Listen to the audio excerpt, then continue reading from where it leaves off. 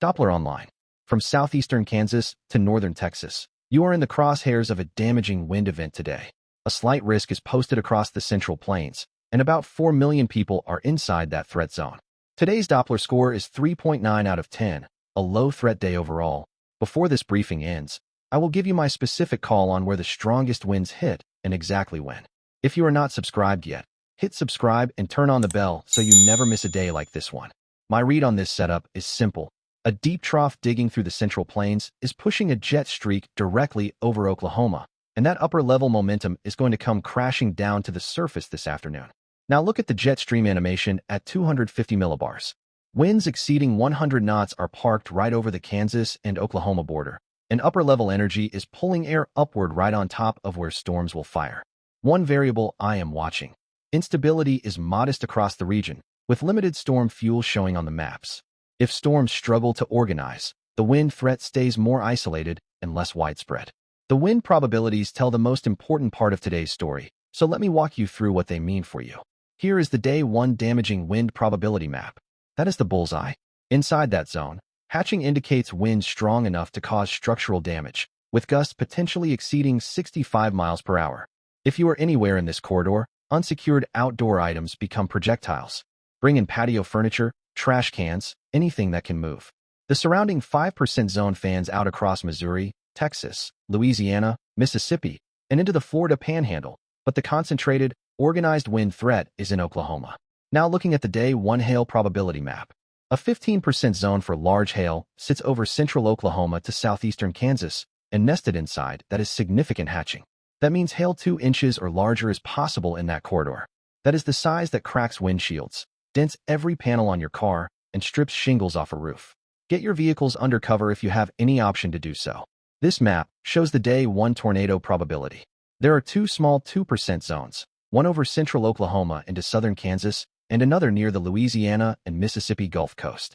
A brief tornado or 2 cannot be ruled out, but wind damage is the primary threat today. The tornado risk is isolated and not the driver of this event. On your screen now is the model radar forecast. This shows you where storms are expected to develop and how they move over the next 18 hours.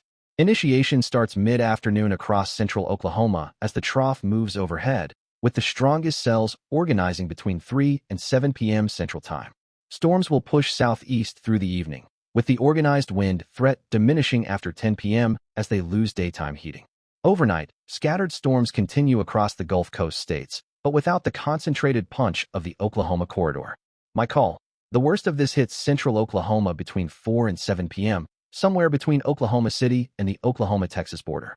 That is where the highest wind and hail probabilities overlap, and that is where I expect the first significant damage reports. No watches have been issued yet. Given the timing, I expect the Storm Prediction Center to issue a severe thunderstorm watch for central Oklahoma by early to mid-afternoon. When that watch drops, it means conditions are ripe. You should already be in position by then. Turn on weather alerts on your phone now and know where your safe spot is. Do not wait for the warning. Tomorrow carries another slight risk, this time tightening over southwestern Oklahoma near the Texas and Oklahoma border. The hail threat holds, with a 15% zone for large hail over southwestern Oklahoma. Tornado probabilities are low, just 2% along the southwestern Oklahoma border. Day 3 keeps a slight risk over central Texas as the surface low tracks through. This is a multi-day pattern across the southern plains, so stay weather aware through the weekend. On your screen now is the excessive rainfall outlook from the Weather Prediction Center. Today, a slight risk for excessive rainfall sits over southern Louisiana and Mississippi, meaning rainfall rates could overwhelm drainage and cause flash flooding. If you are along the central Gulf Coast, do not drive through standing water.